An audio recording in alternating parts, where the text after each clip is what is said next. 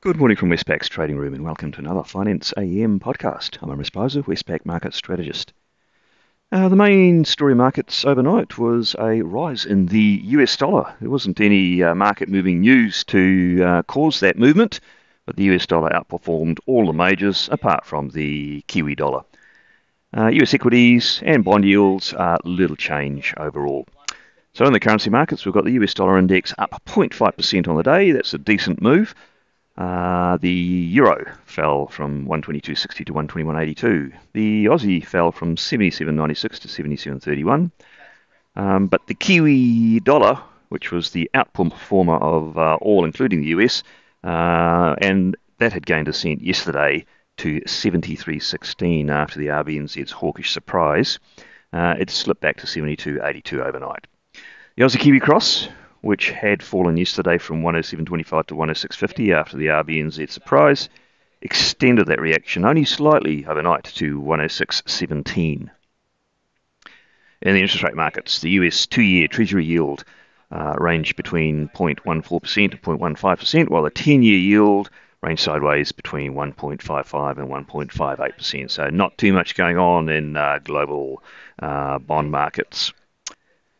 And the same goes for commodity markets, Brent crude oil, copper, gold, only tiny movement.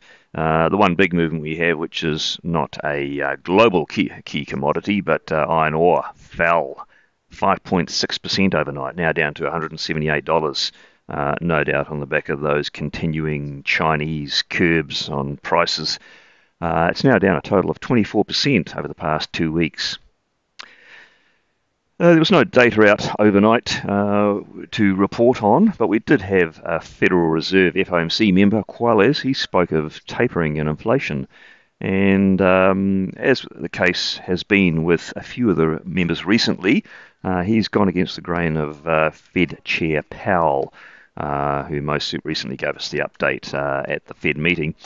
So Quales said that tapering, if the expectations about economic growth pan out over the next few months, it'll be important for them to start talking about tapering. And on inflation, he said, while there's a looming spike, it's likely to be largely transitory, and that the risks for medium-term inflation are weighted to the upside. So some subtle shifts going on there on the inflation talk as well.